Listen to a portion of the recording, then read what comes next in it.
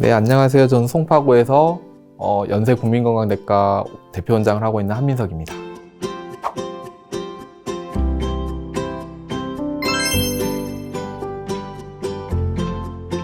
고지혈증이라고 하면은 이제 우리가 3대 만성질환 중에 하나죠. 잘 아시는 대로 고혈압, 그 다음에 당뇨, 고지혈증. 정확히 말씀드리면 피에 기름이 많다는 거예요. 그러니까 더 편하게 설명드리면은 우리가 이제 아파트나 이렇게 보면 수도배관 같은 게 있을 텐데 그 수도배관 같은 데에 뭔가 침착될 수 있는 그런 물질들이 많이 돌아다니는 상태, 이런 걸 고지혈증이라고 할 수 있겠죠.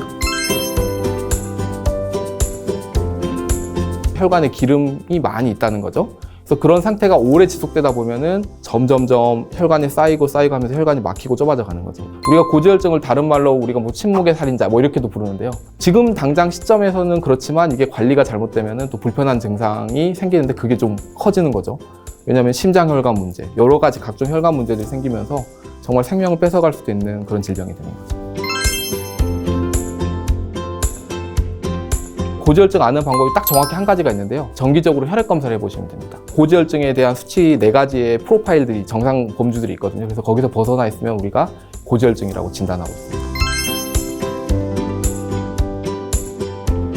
콜레스테롤 우리가 프로파일 볼 때는 4가지를 봅니다. 첫 번째는 전체 콜레스테롤 얼마냐. 그 콜레스테롤 보고 그 콜레스테롤 안에는 우리가 이제 소위 말해서 좋은 애들, 나쁜 애들 이렇게 나뉩니다. 그래서 좋은 콜레스테롤 대표적인 게 HDL 콜레스테롤이죠. 고밀도 콜레스테롤.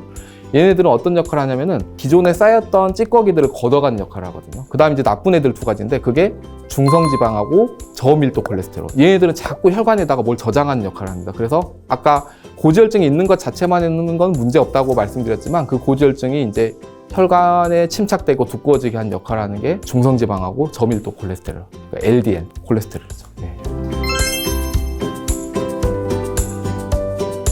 LDL 콜레스테롤의 치료 기준을 정할 때 이분의 나이가 어떤지, 흡연력이 있는지, 심혈관계 질환이 있는지, 가족력이 있는지. 그래서 저희가 뭐 당뇨나 혈관계 질환이 있으면은 LDL 콜레스테롤은 뭐 70, 75 이하로 낮추면 좋다고 하는데, 근데 그 개념마저도 요즘은 낮으면 낮을수록 좋다. 반면에 특별한 위험 인자가 없으신 분들은 우리가 130까지도 볼 수 있습니다. 어떤 분한테는 그 130이라는 수치가 꼭 치료를 해야 되는 수치가 될 수도 있고 어떤 분한테는 치료를 안 해도 되는 수치가 될 수도 있죠.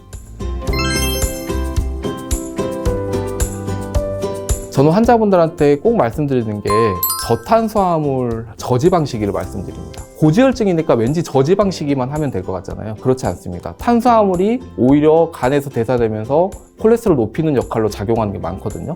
정확히 중요한 거는 저탄수화물 식이를 하시는 거고 그 다음에 저지방식이. 우리가 이제 견과류 같은 것도 적정량을 드시게 하고 튀김 음식 같은 거 섭취를 제한하는 거, 이런 게 저지방식에 도움이 되도록 하겠습니다.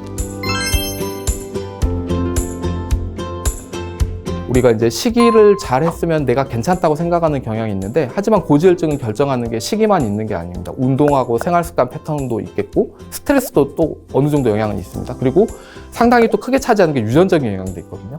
우리가 이제 생활습관은 나는 잘했는데, 식이를 잘했는데 왜 나한테 고지혈증이 있을까 이렇게 생각할 수 있는데 다른 영향이 또 있다는 거죠. 유전적인 영향, 그 다음에 스트레스, 이런 것들이 또 있습니다.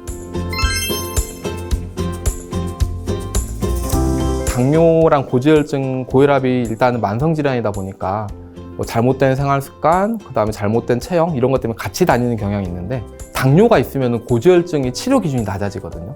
이분이 당뇨만 없었으면 100이라는 수치가 괜찮은 수치가 되는데 당뇨가 있다 보니까 100도 치료를 해야 되는 고지혈증이 문제가 되는 수치가 되는 겁니다. 그래서 당뇨에 고지혈증이 따라서 진단명이 붙게 되는데, 그래도 저희가 잘 치료해 드릴 수 있으니까 걱정하지 않으셔도 됩니다.